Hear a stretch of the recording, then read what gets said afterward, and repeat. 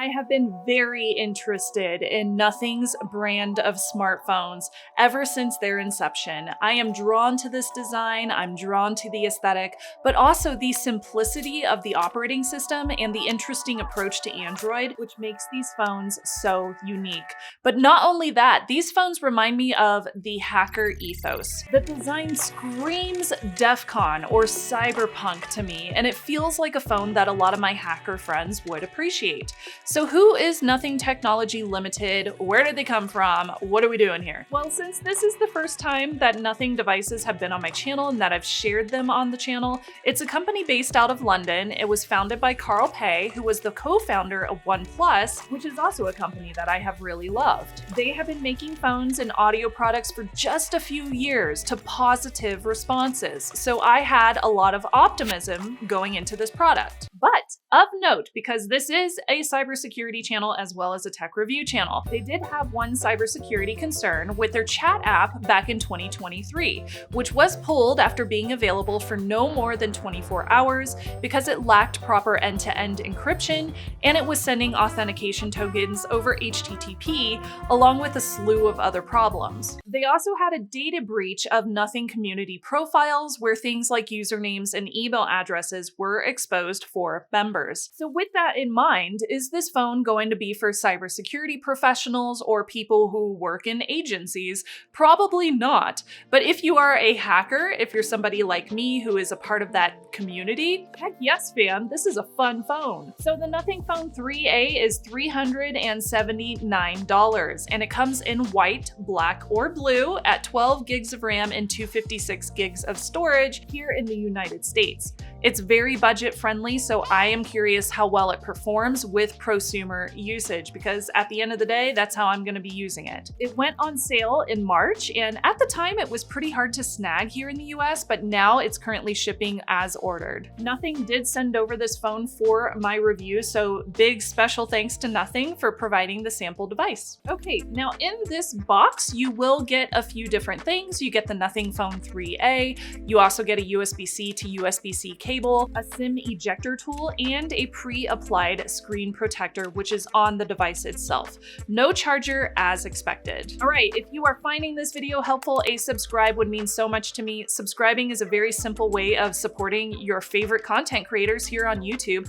It also makes sure that all of my videos do show up in your feed, at least from time to time. A lot of people who have seen my videos have not subscribed yet, and I can see that kind of in the viewer ratio. So if you're enjoying these kind of videos, make sure to subscribe so that you see more of them, because I am going to have more Nothing devices on my channel. Big Patreon shout out to my s'mores as well. You can join them and support my channel by going over to patreon.com/Shannon Morse or hitting that little join button down below, and you get perks like early video access, my monthly Q&A, it's a live stream that I do, and I also have a private Discord. But as usual, all the videos on my channel are free to watch, and I thank my YouTube members and my patrons for making that possible. Now let's go ahead and chat about this design. This is where Nothing really flexes. So we are talking about a transparent glass panel, which is really beautiful. It gives it this cyberpunk aesthetic.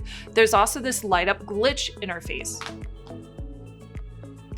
Isn't that cool? So you can actually customize that to light up for notifications, music playback, and more, and you can customize that just right in the settings. It has this recycled plastic and aluminum body, which honestly, it feels pretty fancy. Mine is the white version, and the colorway really allows you to see all those little design choices that went into the casing. I think it's gorgeous. I also really appreciate that one vertical line of 3 lenses on the back, which keeps it totally steady whenever you set it down on a flat surface. There's no wobble whatsoever, and that bothers me so much with strange camera lens setups on the back of phones. I just love that it doesn't wobble. That's so cool. On the left side, if you're looking at the display, we have the volume buttons. On the opposite side, there's a power button, and then right below it is this new Essential key, which I will go into what that does in a bit. So the Essential key is right where I always think that I'm gonna hit a power button. I don't raise my hand as high up, so I feel a button over here and I naturally think that it's the power button, and it's not. It's the Essential key. So I accidentally keep on hitting the Essential features instead of turning off the display or waking it up. I think this wouldn't be a problem if the button felt a little bit different. Yes, it is shiny, it's not matte, but I think it would be better if it was like flush with the side of the phone, or if you've seen the newest iPhones, they have it kind of inset. They have the camera button inset into the side of the phone so you don't accidentally hit it. It's also slightly smaller than the power button, I know, but it's still in that place where I would naturally hit it. So I've been doing that a lot. Now at 208 grams and 8.35 millimeters thick, it's got a really solid feel, but it's not a brick in the hand.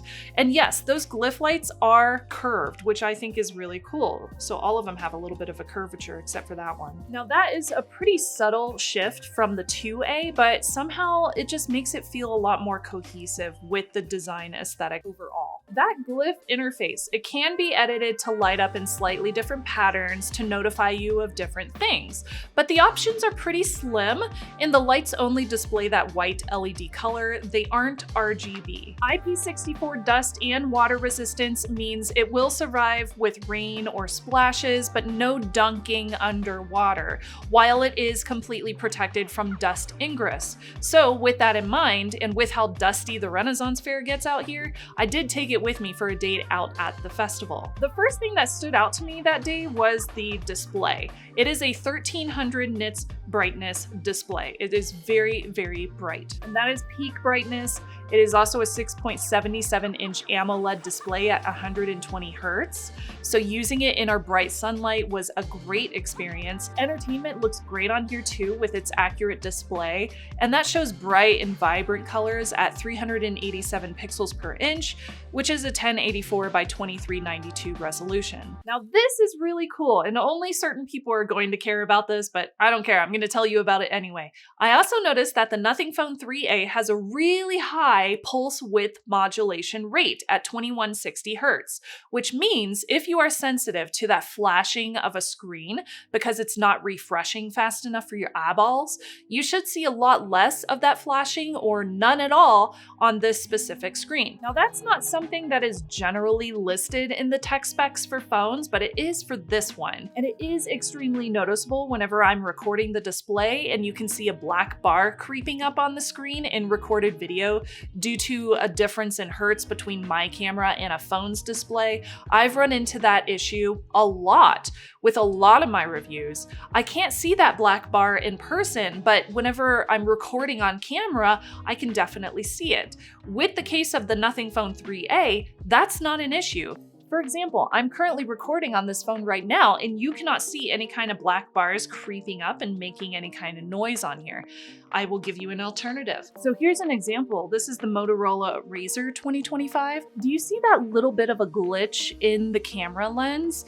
That is just the recording because that pulse width modulation rate is lower than what you're seeing on the Nothing Phone 3A. So you can see some of that flashing. I can't see it in person between these two phones. It makes absolutely no difference, but if you're recording it, you might see it, and some people are sensitive to that. Next, we have the stereo speakers. There's one up here at the top, and there's one right down here at the bottom. Now, those do lack some bass, but they are decent for podcasts or YouTube videos. For my camera nerds, hey, that's me. I'm the camera nerd. Here are the specs for these lenses. First off, you have that main. It's a 50 megapixel f1.88 aperture. There's also a 50 megapixel f2.0, 2x optical telephoto. That one has a 4x in-sensor zoom, as well as a 30x ultra zoom, which is digital. And then there's an ultra-wide 8 megapixel f2.2 at 120 degrees field of view. It is relatively impressive for a sub $400 price tag. I think the main and telephoto are quite solid in daylight, but I did notice some artifacts or over-sharpening happening in the trees and the bricks, places where there's tons of detail. I also noticed the exposure can change between photos, like these three that I took in very quick succession of Mr. Gary while he was singing. In general, the main lens photos were colorful, they're very clean, color accurate, which is nice, and a few oddly exposed ones here and there. The telephoto lens gave me a little bit of a softer lighting, which kind of looks angelic, where the photos were softer and brighter, and this was without the soft focus filter turned on. Now I do have a tangent here. There are built-in filters in the camera app, including a soft focus, there's a black and white film, wide angle, and a lenticular lens. They are cool, but I usually just stick with original. The ultra-wide gave me some beautiful, highly saturated photos of the sunset and the Ren Fair. Then we have the selfie camera, and this is a 32 megapixel f2.2. Out of this one, I did get really rich colors with a good field of view for groups. The low light selfies do introduce some grainy noise, but they are acceptable. Also, my friends are really weird, dude. I don't know what's going on here, but they are making the weirdest faces, I swear. Sometimes they just like to troll me while I'm reviewing products around them, and they like to make funny faces, and then I can't use any of the footage because they end up doing something that's incredibly odd or would get me demonetized on YouTube. So thanks, friends. Love you. My pictures in front of this sunset were well balanced, and it was raining here, and the phone survived totally fine in the rain, so yay, it definitely is IP certified. For video, you can record at 4K 30p from main, 60p is missing with 4K, and the ultra wide goes up to 1080p. Several times the video recording stuttered and it lost some frames while I was recording, so I would not choose this one for my content creation. If it didn't lose those frames, I would say that it did a fine job overall with recording and with the audio too. I also noticed those stutters on the display while I was recording, so I know it was not introduced into the capture or the file afterwards. Under the hood, we've got the Snapdragon 7S Gen 3 paired with either 8 or 12 gigs of RAM depending on your market, and the 3A is surprisingly zippy. So for multitasking, no sweat. It was able to handle that just fine. Opening a dozen apps while playing a podcast, also incredibly smooth. Gaming was totally fine. It will run titles like Genshin Impact on high settings, even though the default on this phone is set to lowest. I was able to increase it to high and be chaotic, and it totally worked fine, and it was pretty smooth gameplay. In 3D Mark, the scores are lower than higher end phones, but it did complete those stress tests without feeling super hot and not overheating. It also did not overheat when I was using it in 90-degree sunlight at the Ren Fair. It was totally fine. Still, for everyday use, this thing is snappy, it's cool to the touch, and it's way more capable than I was expecting. The Nothing Phone 3A's battery is big. It's a big boy. It's 5,000 milliamps per hour big, and my screen on time hit a good 10 hours with lots of entertainment, lots of gaming tests. It can go well over 10 hours of normal usage too, so 2 full days here is not out of the question. Charging is also 50-watt wired, and it does take about an hour to get to 100. There is no wireless Qi charging here, no surprise given the price point. Call quality was excellent on my local carrier, and Wi-Fi speeds go up to Wi-Fi 6, not 7, and that's not as quick as I would prefer since my network is upgraded, but it is still quite fast. This phone runs on Nothing OS 3.1 on Android 15, and y'all, it is clean. There's no bloat, there's no ads, and it looks as good as it runs. This is as close to a Pixel experience as I think you can get. Everything is stylized down to the animation and the widgets.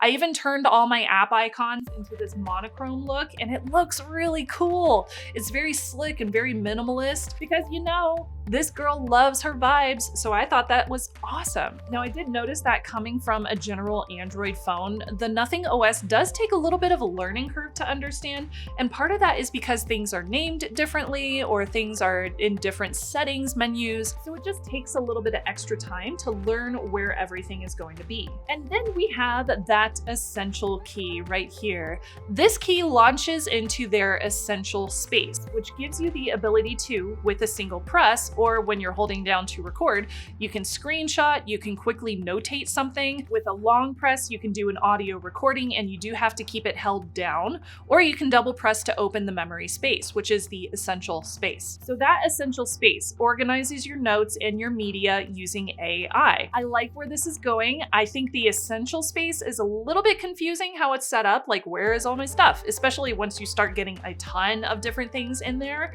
it can get a little confusing to find everything, but I do wish that the button was a little bit more customizable, especially if you don't want to use AI.